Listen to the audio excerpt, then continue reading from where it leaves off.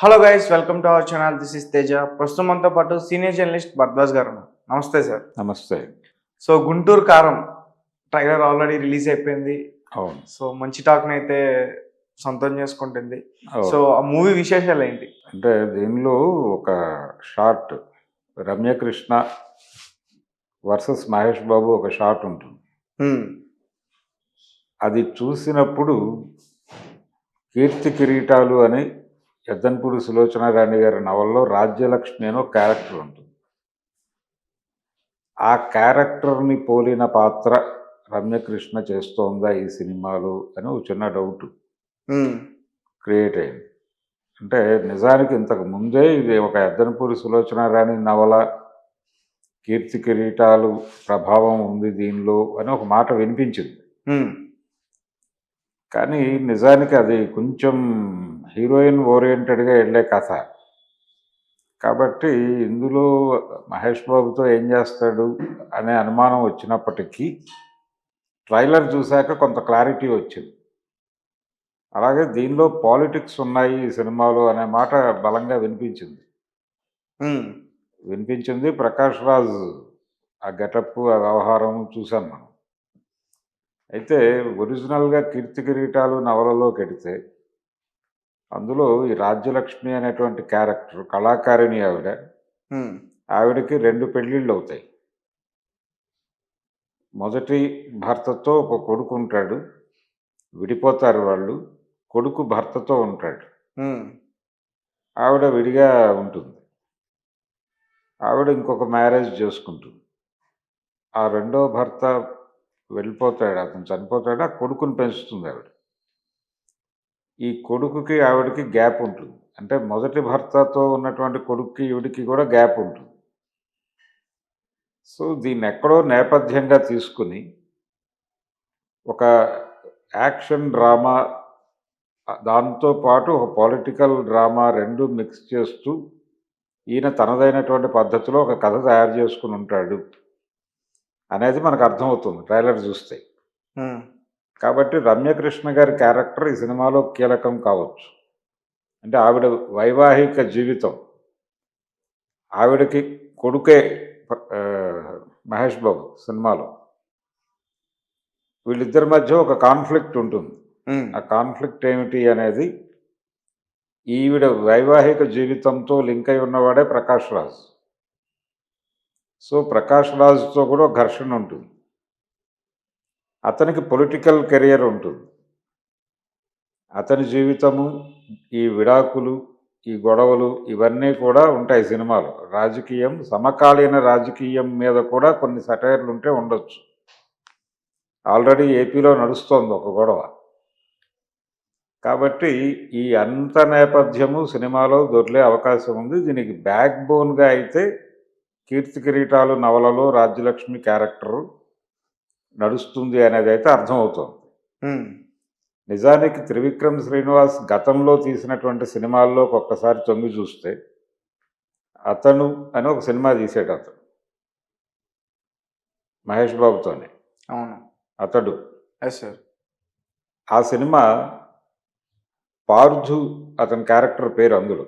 అంటే యాక్చువల్గా అతని క్యారెక్టర్ పేరు కాదు, పార్థు అనే వ్యక్తి ప్లేస్లోకి ఇతను ఎడతాడు. అక్కడ లొకేట్ అవుతాడు అతను. ఇతనికి ఒక క్రిమినల్ బ్యాక్డ్రాప్ ఉంటుంది. ఇతను ఆ పార్థు అనే క్యారెక్టర్లోకి ఎంటర్ అవుతాడు. ఆ పార్థు అనే పేరుతో ఎద్దనపూడి సులోచనారాణి గారి నవల ఉంది. అందులో ఆ పార్థు ఇంట్లోంచి వెళ్ళిపోతాడు. వెళ్ళిపోయి ఎక్కడెక్కడో ఎలాగో పెరుగుతాడు. అది నవల. ఈ పార్థు నవల పోలికలు చాలా స్పష్టంగా అతడు సినిమాలో కనిపిస్తాయి. ఆ క్యారెక్టర్ పేరు కూడా పార్థునే వాడాడు.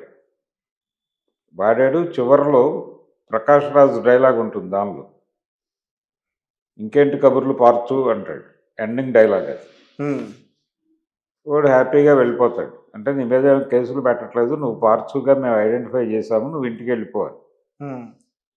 టోటల్గా ఇంటి నేపథ్యము, ఆ పార్థు ఇంట్లోంచి వెళ్ళిపోవటము, ఆ గోళ అదంతా అక్కడి నుంచి తీసుకుని మిగిలిన కథ అంటే మహేష్ బాబు క్యారెక్టర్ వరకు ఇతను విడిగా డిజైన్ చేసుకుని ఈ యాక్షన్ డ్రామాని దాంతో కలిపి ఒక వంటకం వండాడు త్రివిక్రమ్. ఉమ్, అలాగే అతను చేసినటువంటి మరొక సినిమా 'అ ఆ' అని ఒక సినిమా తీశాడు నితిన్‌తో సమంతాని పెట్టి. అవును.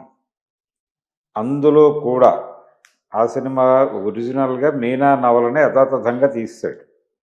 ఎద్దనపూడి సులోచనారాణి గారి 'మీనా' నవలని ఆల్రెడీ 'మీనా' అనే టైటిల్‌తో విజయ నిర్మల్ గారు కృష్ణ గారిని పెట్టి సినిమా తీశారు. ఉమ్, ఆవిడ డైరెక్షన్‌లో వచ్చిన మొదటి సినిమా అది. అదే కథని తిరిగి ఈయన తీశాడు. 'అ ఆ' అని. అయినా చూశారు జనం. బావుంది సినిమా అంటే కొంచెం కొత్తగా అనిపించింది. దాన్ని ఇప్పటి వాతావరణానికి తీసుకురావటానికి అప్పటికి అంటే 'మీనా' నవల రాసిన నాటి సమాజము, ఇప్పటి సమాజం చాలా మారిపోయింది. గ్లోబలైజేషను, మార్కెట్ ఎకానమీలో ఉన్నాం మనం. కాబట్టి ఇప్పటి ఆడియన్స్‌కి ఒక్కసారి ఆ పాత రుచి చూపిస్తూ, కొత్త నేపథ్యాన్ని కూడా వదలకుండా ఒక బ్లెండ్ చేసి సినిమాని పద్ధతిగా నడిపాడతను. ఉమ్, దాంతో అది కనెక్ట్ అయింది, డబ్బులొచ్చినాయి. దీనిలో కూడా అదే ప్రయోగం చేయబోతున్నాడు ఇతను.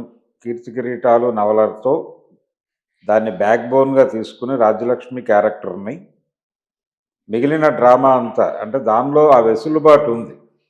ఆవిడ వైవాహిక జీవితంలో ఉండే గందరగోళాలు, అది కొంత సెంటిమెంటల్‌గా సినిమాని నిలబెడతాయి ఆ అంశాలు. ఉమ్, దానికి ఒక భారీ యాక్షన్ ఎపిసోడ్ లింక్ అయి ఉన్నటువంటి హీరో క్యారెక్టర్. ఆ హీరో ఆవిడ కొడుకే. ప్రకాష్ రాజ్‌కి ఆవిడకి కూడా ఏదో ఒక రిలేషన్. అంటే ఒరిజినల్ నవల్లో ఇద్దరు భర్తలు ఉంటారు. ఇందులో ఆ 2 క్యారెక్టర్లు ఒకటి బహుశా ప్రకాష్ రాజు, ఒకటి జయరాం చేస్తూ ఉండుండొచ్చు. మహేష్ బాబుతో పాటు ఇంకో క్యారెక్టర్ కూడా ఉండే అవకాశం ఉంది. ఉమ్, ఇది Sreeleela character journalist back drop ఇవి చెప్తున్నారు. అది ఎంతవరకు నిజం అనేది తెలియదు. ట్రైలర్‌లో అసలు ఆ క్యారెక్టర్ రివీల్ చేయలేదు. ఉమ్, ప్రధానంగా ట్రైలర్‌లో చాలా ఎమోషనల్‌గా కట్ చేసాడు అది. ఆడియన్స్ అంటే ఇప్పటివరకు చాలా వ్యూహాత్మకంగా లో ప్రొఫైల్ మెయింటైన్ చేస్తున్నారు ఆ సినిమాకి సంబంధించి ఇప్పటికీ కూడా. ఉమ్, ట్రైలర్ రిలీజ్ కూడా వాళ్ళు అనుకున్న పద్ధతిలో చాలా భారీగా ఏదో చేద్దాం అనుకున్నారు. అది అవ్వక థియేటర్స్‌లోకి వెళ్ళారు. అంటే ఒక ఆడిటోరియంలో ఓపెన్‌గా ఫ్యాన్స్ ముందు చేద్దాం అనుకున్నది థియేటర్స్‌లో చేశారు. పర్మిషన్లు, గొడవ అన్నీ ఉండి రాక ఎందుకొచ్చిన గొడవ అని ఫైనల్‌గా థియేటర్స్‌లో ట్రైలర్ రిలీజ్ చేసేసారు. అయిపోయింది. అయితే టోటల్‌గా సినిమాకి సంబంధించి అయితే వాళ్ళు పబ్లిసిటీ అనేది లో ప్రొఫైల్‌లో మెయింటైన్ చేస్తూ నెమ్మదిగా అండర్ కరెంట్‌గా తీసుకెళ్తున్నారు జనంలోకి. ఈ సినిమాకి సంబంధించినటువంటి బజ్ లేదు అని పైకి అనిపిస్తోంది గానీ, ఉమ్, ఇంటర్నల్‌గా వాళ్ళు క్యూరియాసిటీ బిల్డ్ చేసుకుంటూ వెడుతున్నారు అండర్ కరెంట్‌లో. ఈ సినిమా గురించి ఎందుకు మాట్లాడటం లేదు ఎవరు? అంటే రేపు ప్రీ రిలీజ్ ఈవెంట్ ఏదో పెడతారు. ఆ ఈవెంట్‌లో కూడా చాలా నర్మగర్భంగా మాట్లాడే అవకాశాలైతే కనిపిస్తున్నాయి.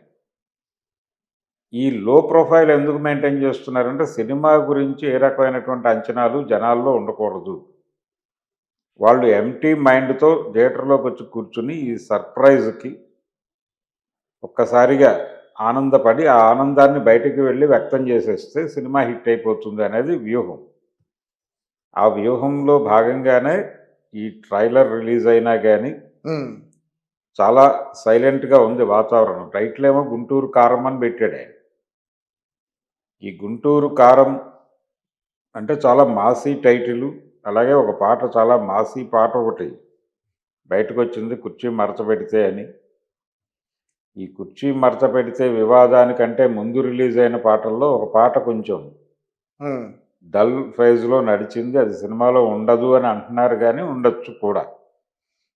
అంటే త్రివిక్రమ్ సినిమాల్లో ఆయన పాటలు డిజైన్ చేసే పద్ధతి కూడా కొంచెం టిపికల్‌గా ఉంటుంది. ఫోక్ ఎలిమెంటు పబ్లిక్‌లో అంటే జనంలో నానినటువంటి జానపద గీతాలు తీసుకుని సినిమాలకు అడాప్ట్ చేయటం. అలాగే జనంలో నానినటువంటి పదాలు తీసుకుని సినిమాలో వాడటం.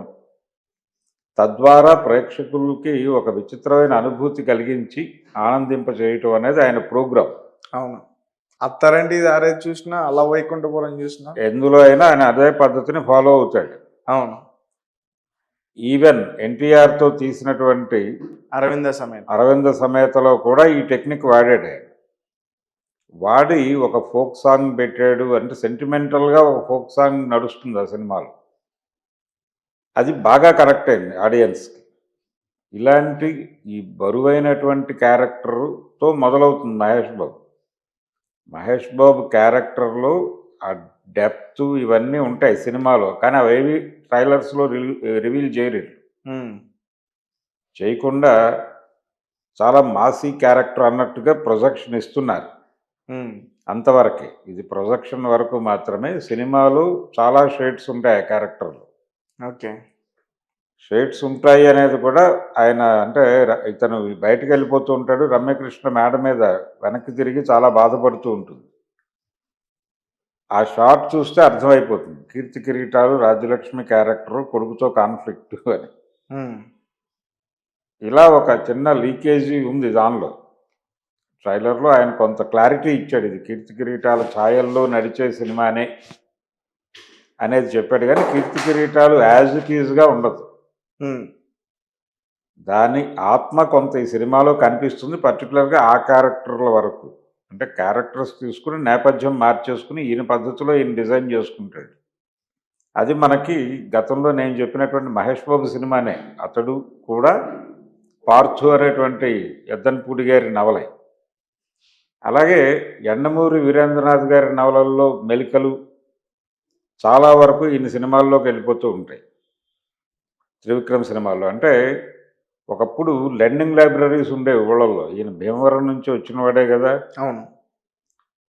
ఈయన జనరేషన్లో పర్టికులర్గా ఈయన యంగ్గా ఉన్న రోజుల్లో లెర్నింగ్ లైబ్రరీస్ అని అద్దెకు పుస్తకాలు ఇచ్చేవాళ్ళు. అంటే ఒక 20 రూపాయలు 30 రూపాయలు డిపాజిట్ చేసేస్తే ఒక నవల ఇచ్చేవాళ్ళు. అది చదివేసి ఇచ్చేస్తే ఒక రూపాయి అంతా కట్ చేసుకుని మళ్ళీ ఇంకొక నవల ఇస్తారు. ఈ లెర్నింగ్ లైబ్రరీల టైంలో పుట్టిన వాళ్ళందరూ విపరీతంగా నవలలు చదివారు. అప్పటికి టీవీలకు వాళ్ళు లేదు. ఏకైక ఎంటర్టైన్మెంట్ పెడితే సినిమాకి వెళ్ళాలి, లేకపోతే ఒక నవల పట్టుకుని చదివేయాలి. వీటి తాలూకా ప్రభావం ఆయన మీద ఉంది. యండమూరి ప్రభావం ఉంది, ఎద్దనపూడి గారి ప్రభావం ఉంది. ఎద్దనపూడి గారితో స్ట్రైట్గా ఆయన మాట్లాడాడు. ఆవిడ గురించి చాలా మంచి ఆర్టికల్స్ రాశాడు ఈయన. అలాగే ఆవిడ పర్మిషన్తోనే ఈ మీనా నవలని ఆయన అనే టైటిల్తో తెరకెక్కించటం ఆయనే చెప్పుకున్నాడు. కాకపోతే మొదట ఆడియన్స్ గుర్తుపట్టరేమో అనుకున్నాడు ఆయన, కానీ ప్రజలు గుర్తుపెట్టారు. తర్వాత టైటిల్స్లో క్రెడిట్ ఇచ్చాడు ఆవిడకి. అలా ఆ నవలలు చదివినటువంటి ప్రభావము, దాని నుంచి ఆయన ఒక కథని డిజైన్ చేస్తాడు. ఇది మిడిల్ క్లాస్కి అలాగే అప్పర్ మిడిల్ క్లాస్కి, సొసైటీలో అన్ని సెక్షన్స్కి కనెక్ట్ అవుతుంది. కానీ ఇప్పుడు ప్రజెంట్ జనరేషన్ సినిమాలు పాన్ ఇండియా మార్కెట్కి కనెక్ట్ అవ్వాలి అని అనుకుంటున్నారు. ఈ పాన్ ఇండియా మార్కెట్కి కనెక్ట్ చేయటం దగ్గర ఇతను ఏ మ్యాజిక్ ప్రయోగిస్తాడు అనేది చూడాలి. త్రివిక్రమ్ శ్రీనివాస్ కథలు తెలుగు వరకు, తెలుగు నేటివిటీ మీద నడిచిపోతాయనేటువంటి బిలీఫ్తో ఉన్నారు ఇప్పటి వరకు. తెలుగు నేటివిటీ దాటి ఈయన అంటే భారతీయ సంస్కృతిని దాని ఛాయల్లో సినిమాని నడపగల సత్తా, కెపాసిటీ ఉంది తనకి. కానీ ఆ దిశగా ప్రయాణం అవుతాడా లేదా అనేది చూడాలి. ఇప్పుడు ఈ సినిమా వేరే లాంగ్వేజెస్లో రిలీజ్ ఉందా లేదా అనేది ఇంకా క్లారిటీ చెప్పలేదు ఆయన.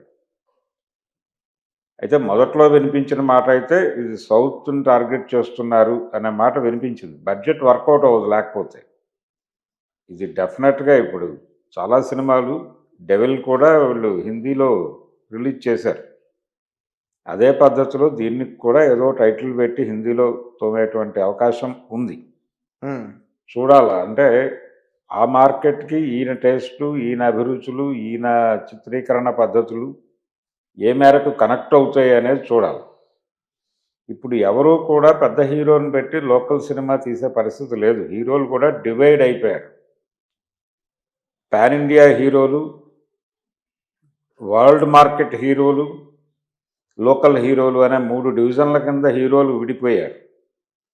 ఇప్పుడు ఈ పాన్ ఇండియాలోకి వెళ్ళటం కోసం అందరు హీరోలు కసరత్తు చేస్తున్నారు చాలా ఉధృతంగా, నానితో సహా. మ్హూ. ప్రతి ఒక్కరు ఎవరు కూడా లోకల్ మార్కెట్లో ఉండాలనుకోవట్లేదు. లోకల్ మార్కెట్ గ్యాప్లో కొంతమంది హీరోలు ఇక్కడ ఈ ప్లేస్మెంట్ కోసం తిప్పలు పడుతున్నారు. వాళ్ళ ప్రయత్నాలు వాళ్ళు చేసుకుంటున్నారు. ఆ ఆ ఏరియాలో మనకు కొంతమంది కనిపిస్తారు, కొంతమంది హీరోలు. మ్. వాళ్ళ మేరకు ఆ మార్కెట్ వాళ్ళ మీద నడిచిపోతుంది. బలగం లాంటి సినిమాలు ఆ ఏరియాలో వెళ్ళిపోతాయి. పాన్ ఇండియా మిగిలిన అందరూ దాదాపుగా నోన్ ఫేసెస్, బలంగా 2-3 హిట్స్ ఇచ్చినటువంటి హీరోలు ఎవరు కూడా లోకల్ మార్కెట్ సినిమాలు చేయాలనుకోవడం లేదు. పాన్ ఇండియాకి వెళ్ళిపోదాం అనే ప్రెజర్ పెడుతున్నారు డైరెక్టర్ల మీద. మరి ప్రెజర్ డెఫినెట్గా మహేష్ బాబు నుంచి కూడా ఉండుంటుంది ఆయనకి. అంటే ఎప్పుడైతే బడ్జెట్ పెరుగుతుందో రెమ్యూనరేషన్లు పెరుగుతాయి, అది వాళ్ళ గొడవ. అందుకని మహేష్ బాబు నుంచి డెఫినెట్గా ప్రెజర్ ఉండే ఉంటుంది ఆయనకి. కాబట్టి దీన్ని ఏ లాంగ్వేజెస్లోకి ఏ పేర్లతో ఎలా తీసుకెళ్తారు, ఈ సబ్జెక్ట్ని అక్కడ ఎలా కనెక్ట్ చేసి ఉంటాడు ఆయన అనేది కొంత క్యూరియాసిటీ కలిగించే అంశమే. మ్. ఇది మనం 12వ తారీఖు మధ్యాహ్నానికి పూర్తి క్లారిటీ వచ్చేస్తుంది. మ్. నిజానికి బెనిఫిట్ షోలు మొదలవుతాయి కాబట్టి 10 o'clockకే క్లారిటీ వచ్చేస్తుంది. 9 to 10 మధ్యలో గుంటూరు కారం రేంజ్ ఏమిటి అనేది అర్థమైపోతుంది. మ్. అప్పుడు మళ్ళీ మనం విడిగా మాట్లాడుకుందాం. Okay sir. ప్రస్తుతానికైతే దీనిలో కీర్తి కిరీటాల ఛాయలు అయితే కనిపిస్తున్నాయి. అది పుకారు అనుకున్నాం మనం. పుకారు కాదు, కొంత బేస్ ఉంది దానికి అనే విషయం క్లారిటీ ఇచ్చాడు ఆయన ట్రైలర్లో. ఓకే. దీనిలో రాజకీయాలు, సమకాలీన రాజకీయపు ఛాయలు కూడా ఉండే అవకాశం కనిపిస్తోంది.